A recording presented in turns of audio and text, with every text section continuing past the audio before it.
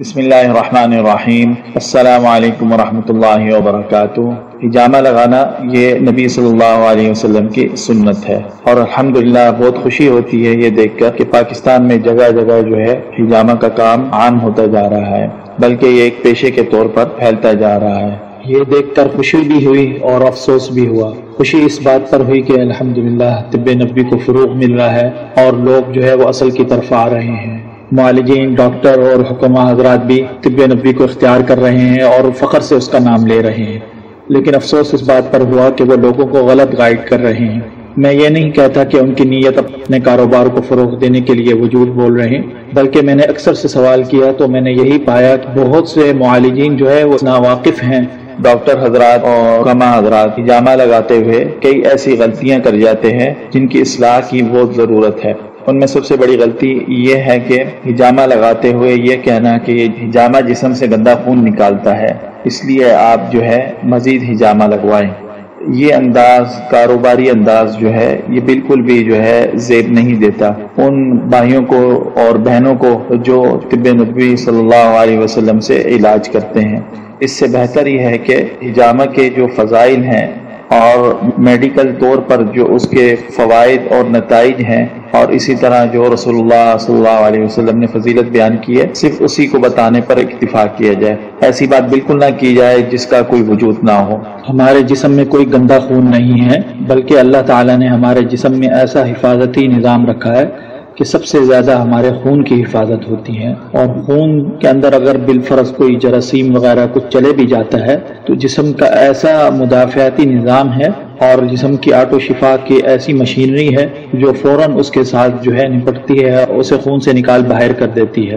اگر کسی کو کوئی بیماری ایسی لگ جاتی ہے جس سے اس کا خون زہریلا ہو جائے یا گندا ہو جائے تو اس وقت اس کی حالت سیدھا یہ ہوتی ہے کہ وہ ایمرجنسی میں جائے، ہسپتال کے اندر داخل ہوگا۔ یہ نہیں ہے بالکل بھی کہ اس جسم کے کچھ حصے میں خون گندا اور کچھ حصے میں صاف خون ہو، ایسا ہرگز نہیں ہے۔ اور اسی طرح یہ خون جو ہے پورے جسم میں گردش کر رہا ہے، تو یہ کہنا کہ جسم میں گندا خون ہوتا ہے ایسا بالکل بھی نہیں ہے۔ تو اس غلطی سے اصلاح کرنی چاہیے، صرف اسی چیز کو بیان کرنا چاہیے جتنی بات ہو۔ کسی انسان کے جسم میں گندا خون ہو ہی نہیں سکتا۔ اللہ تعالیٰ نے ہمارا جسم کو بہت بہترین شکل میں پیدا فرمایا ہے، خون کے اندر کبھی بھی کوئی گندگی باقی رہتی ہی نہیں ہے۔ اللہ تعالیٰ نے خون کو محفوظ بنانے کے لیے مکمل انتظام کر رکھا ہے۔ خون کے اندر جراثیم اگر بالفرض چلے بھی جاتے ہیں تو فوراً جسم ریئیکشن کرتا ہے اور ریئیکشن کر کے جراثیم کو جو ہے نکال کے باہر پھینکتا ہے۔ جسم میں آٹو شفا، ایمیون سسٹم، مدافعتی نظام جو ہے وہ اسے بالکل بھی رہنے نہیں دیتا، اور اسی طرح خون کے اندر زہریلے مواد وغیرہ بھی نہیں رہتے، اور اگر بالفرض کوئی چیز چلی بھی جاتی ہے خون کے اندر تو خون اسے اٹھا کے باہر پھینک دیتا ہے، ٹھیک ہے، کبھی بھی اپنے اندر نہیں رہنے دیتا۔ تو یہ کہنا کہ آپ کا خون گندا ہے تو ایسا ہرگز نہیں ہے، اور یہ بالکل بھی کہیں پہ بھی ثابت نہیں ہے، میڈیکل طور پہ بھی یہ بات ثابت نہیں ہے، اور یہ عقل میں بھی بات نہیں آتی کہ خون جو ہمارے دل سے نکل کے پورے جسم میں گردش کرتا ہے وہ کسی ایک جگہ پر ٹھہرا رہے۔ ایسا نہیں ہے کمر کے لیے خون الگ ہو اور سر کے لیے خون الگ جا رہا ہو، خون ایک ہی ہوتا ہے اور وہ خون ایک ہی خون ساری جگہ پر گردش کرتا ہے۔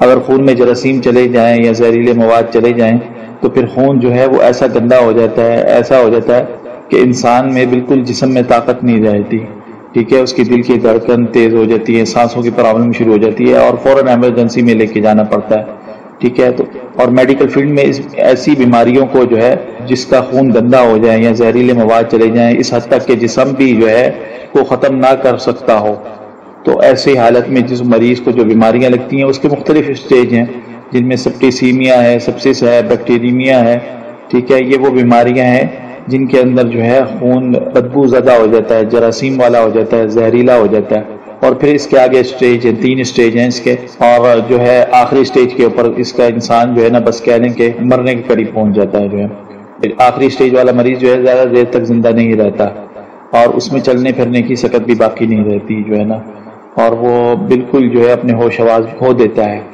تو یہ ہمارا خون اللہ تعالیٰ نے پاک بنایا ہے، ٹھیک ہے۔ باقی ایک بیماری کو کس طرح صحیح کرتا ہے، کبھی بھی قرآن حدیث میں یہ کہیں پہ بھی نہیں آیا کہ یہ آپ کے خون نکالنے سے جو ہے آپ کی بیماری کو ٹھیک کرے گا، بلکہ حجامے کے عمل کو بتایا گیا ہے کہ اس میں شفا ہے۔ تو جتنی بات ہوتی ہے اتنی بات ہی کرنی چاہیے، اپنے پاس سے کچھ اضافہ نہیں کرنا چاہیے، اور ہمیشہ علم اور تحقیق کی روشنی میں جو ہے ریسرچ کے ساتھ بات کرنی چاہیے۔ احادیث کو آپ میڈیکل کے ساتھ ملائیں، میڈیکل فیلڈ کی ریسرچ کے ساتھ ملا کر بات کریں۔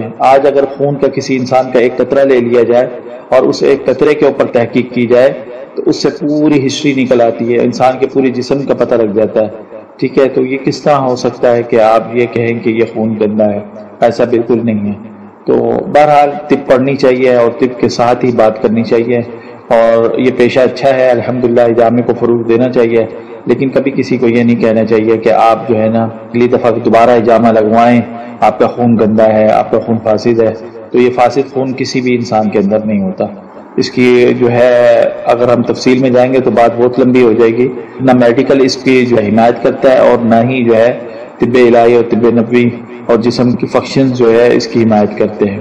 اس لیے یہ کہنا کہ ہجامہ لگواؤ، ہجامے سے آپ کا گندا خون نکل جائے گا، یہ بات بالکل درست نہیں ہے۔ اس سے اجتناب کرنا چاہیے اور صرف وہی بات کرنی چاہیے جو سچ ہو اور حق پر مبنی ہو۔ باقی رزق دینے والا اللہ تعالیٰ ہے، تو یہ میری نصیحت ہے ڈاکٹروں کو اور حکام حضرات کو کہ وہ اس سے اجتناب کریں۔ باقی میڈیکل طور پہ ہجامہ لگانے کے کیا فوائد ہیں، رسول اللہ صلی اللہ علیہ وسلم نے اس کے کیا فوائد بیان کیے ہیں، ان دونوں کو ہم کس طرح جمع کر سکتے ہیں، تو انشاءاللہ و تعالی اس حوالے سے ہم مزید ویڈیوز کے اندر تفصیل سے بیان کریں گے۔